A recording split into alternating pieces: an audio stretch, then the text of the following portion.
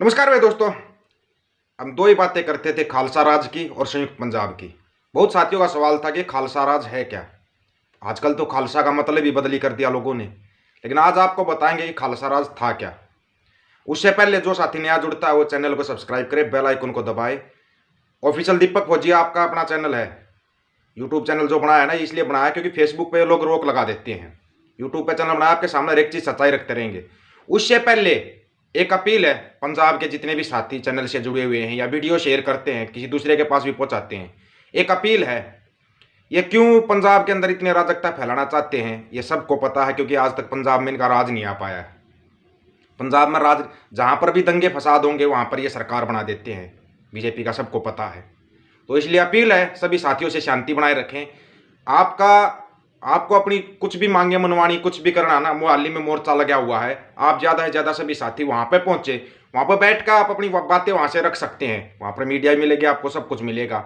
और वहाँ पे अपने निहंग सिंह भी बैठे हुए हैं। निहंग सिंह को आपको पहले बता दिया था। खालसा राज, महाराजा रणजीत सिंह का वो राज जिसके राज में जब तक राज रहा कभी किसी को फांसी नहीं हुई। और हाँ, ये बात हम नहीं कह रहे हैं, आप बीबीसी की रिपोर्ट देख सकते हो। बीबीसी न्यूज चैनल तो आपने देखे होंगे ना, बीबीसी के ऊपर रिपोर्ट देख सकते हो। पूरे ब्रह्मांड में आज तक का सबसे अच्छा राज रहा है खालसा राज। उस खालसा राज की हम बात करते हैं। वो खालसा राज पूरे देश में नहीं, पूरे वर्ल्ड में स्थापित होना चाहिए। सबको पता है पूरे देश दुनिया की क्या हालत कर रखी है आज के टाइम पे। दूसरे देश हैं वो धीरे धीरे समझने लगे कि हाँ, खालसा राज की अहमियत क्या है। अपने देश में पता नहीं क्यों जैसे ही खालसा राज का जिक्र होता है उसको खालसा को खालिस्तान में बदली कर दिया जाता है। आज सुन लेना ध्यान से, खालसा राज था क्या। महाराजा रणजीत सिंह का वो राज था जिसके अंदर बड़े बड़े पदों के ऊपर हिंदू भी थे और मुसलमान भी थे। ये मत समझना कि सिर्फ सिख थे। खालसा का मतलब सिर्फ सिखों से जोड़ देते हो आप। उनके सेनापति कौन थे, उनके दरबार में बड़े बड़े पदों के ऊपर कौन थे, आप पता कर लेना कौन थे। मुसलमान थे और हिंदू थे, सभी थे, ईसाई भी थे, सब कुछ थे। लेकिन क्या है कि लोगों को सिर्फ एक मतलब निकालने से मतलब होता। आपको एक छोटी सी बात बताते हैं। आज के समय पे अगर कोई प्रधानमंत्री की तरफ कोई एक कंकर भी फेंक दे तो उसका क्या होगा। और महाराजा रणजीत सिंह को किसी ने पत्थर मार दिया था, उस पत्थर मारने वाले के साथ क्या किया था सुनकर हैरान रह जाओगे, हैरान। पत्थर मारने वाले के साथ क्या किया था उनके राज में। ये नहीं कि अकाल नहीं पड़ा था, अकाल भी पड़ा था।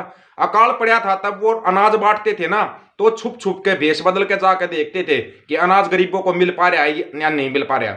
यह नहीं कि सिर्फ वोटों के टाइम पे 5 kg अनाज बांट दें। वो अनाज जब बांटते थे छुप कर जाकर पता करते थे कहीं कोई बीच में अनाज तो नहीं खा रहा है। आजकल तो लोग घर से बाहर ही नहीं निकलते, मन की बात वैसे ही कर देते, मन की बकवास, और लोगों को सुना देते हैं देखो हमारे मन की बकवास। वहां पर उन्होंने जाके देखा एक बुढ़िया और उसके साथ एक बच्चा अनाज उनसे ले तो लिया उन्होंने अनाज, लेकिन लेके चलने के उसमें नहीं थे। तो महाराजा रणजीत सिंह ने खुद उनका अनाज उठाया और बोला चलो मैं आपके घर तक छोड़ आता हूँ। रास्ते में पूछा कि अनाज बांट कौन रहा है, अकाल पड़ा हुआ था। बोले हमारे महाराजा रणजीत सिंह वो बांट रहे हैं अनाज। वहां पे घर पे रखकर जब उसने बताया कि वो महाराजा रणजीत सिंह मैं ही हूँ, तो सोच के देखो कि उस बुढ़िया के साथ क्या हालत हुई होगी। आंखों में पानी आ गया था। और जो दुआएं और जो आशीष महाराजा रणजीत सिंह को दिए थे ना, इसलिए पूरी दुनिया में, पूरे ब्रह्मांड में सबसे अच्छा राज बोला जाता महाराजा रणजीत सिंह का राज। एक बार महाराजा रणजीत सिंह अपने हाथी पे बैठ कर कहीं जा रहे थे। कुछ बच्चे बेरी से बेर तोड़ रहे थे, वो पत्थर मारने लगे। वो पत्थर घूमकर जाकर महाराजा रणजीत सिंह को लग गया। महाराजा रणजीत सिंह को लग गया तो महाराजा रणजीत सिंह ने कहा कि इन बच्चों को पकड़ कर दरबार में पेश करना। जैसे ही दरबार में उन बच्चों को पेश किया गया, घर वालों की भी हालत खराब होगी, सबकी हालत खराब होगी थी। भाई महाराजा को पत्थर लगा है, पता नहीं क्या सजा देंगे। आप अंदाजा लगा सकते हो, सोच के बता देना क्या सजा दी होगी। आज बताते क्या सजा दी थी, क्यों इतना अच्छा राज बोला जाता है। महाराजा रणजीत सिंह ने उनको जैसे ही दरबार में बुलाया, वो बच्चे रोने लगे। बोला रो मत, ये बताओ कि आप पत्थर क्यों मार रहे थे। बोला बेर तोड़ने के लिए। बोला बेर कैसे थे। बोला मीठे थे। बोला जब तुम एक पेड़ के बेरी के पेड़ को पत्थर मार रहे हो और पत्थर मारने से तुम्हारे को इतने मीठे बेर दे रही है, अगर मेरे को पत्थर लगा है तो मेरे को भी तो आपको कुछ देना चाहिए। उनकी जोड़ी सोने की मोहरों से भर दी थी। और है ना, ये लिखित में है, लिखित में। किसी भी सिख से पूछ लेना, आप बीबीसी वालों से पूछ लेना, लिखित में है ये। उन बच्चों की जोड़ी सोने की मोहरों से भर दी थी। ये था खालसा राज।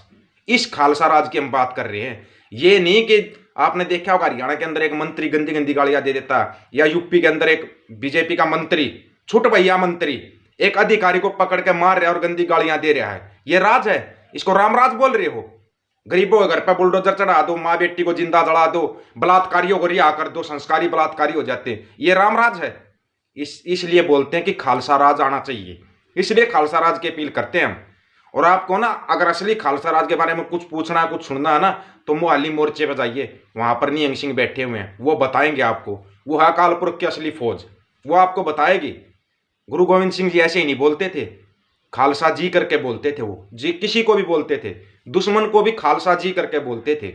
वो था खालसा, वो होता खालसा राज। खालसा मतलब होता शुद्ध और सच्चा। जो शुद्ध और सच्चा है, जो सच के ऊपर खड़ा है, जो सच के लिए, हक के लिए लड़ेगा, हर एक वो खालसा है। ये है खालसा राज। समझ में आ जाए तो बता देना। इसलिए बोला जाता राज करेगा खालसा। और जो बताया था आपको 96 करोड़ सिंह सजेंगे और खालसा राज आएगा, वो आएगा। 96 करोड़ सिंह भी सजेंगे। आप इस चीज को लिख लेना, आएगा खालसा राज। इसलिए हम बार बार कहते हैं संयुक्त पंजाब एक कर लो, खालसा राज आया बैठा है। आपका आपका खालसा राज आया बैठा है। अमृतपाल सिंह को दोबारा फिर कह रहे हैं, आप जिस मुहिम पर लगे हुए थे अमृत छकाने की, युवाओं को नशा छुड़वाने की, आप वापिस उसी मुहिम पर लग जाओ। गोदी मीडिया वहीं खत्म हो जाएगी। अगर इस अपील को कोई सुनता हो तो उन तक पहुंचा देना। सिर्फ ये काम अपना शुरू कर देंगे, खत्म हो जाएगी ये जो भी कहानी। ये अराजकता फैलाना चाहते हैं, पंजाब के अंदर अराजकता फैलाना चाहते हैं, आप मोहाली मोर्चे पर पहुंचिए, वहां पर उसको मजबूत कीजिए। आप अपनी मांगे मनवाइए, मोहाली मोर्चे को फतेह कीजिए। फिर आपको जो अपना अगला मोर्चा लगाना है उसको लगाइए, फिर शांतिपूर्वक अपनी मांगे मनवाइए। किसी साथी की समझ में आ जाता ना, वो वीडियो को ज़्यादा से ज़्यादा शेयर जरूर कर देना। और जो चैनल से जुड़ता है, सच्चा बंदा ही चैनल से जुड़ना, क्योंकि झूठों को तो ना सिर्फ झूठे ही पसंद है। जो ये गाली गलौज करते हैं, झूठ बोलते हैं ना, ये आपको बहुत ज़्यादा पसंद है। यहाँ पर हक और सच की बात होगी, हक और सच की बात, और वो ही करते रहेंगे। सभी साथियों को राम राम, नमस्कार, आदाब, सत श्री अकाल। वीडियो को ज़्यादा से ज़्यादा शेयर, चैनल को सब्सक्राइब और बेल आइकन को जरूर दबाना भाई। मोहाली मोर्चा फतेह होगा। क्यों? क्योंकि वहां पर अकाल पुरख की फौज बैठी हुई है, इसलिए मोहाली मोर्चा फतेह होगा। वाहेगुरु जी का खालसा, वाहेगुरु जी की फतेह।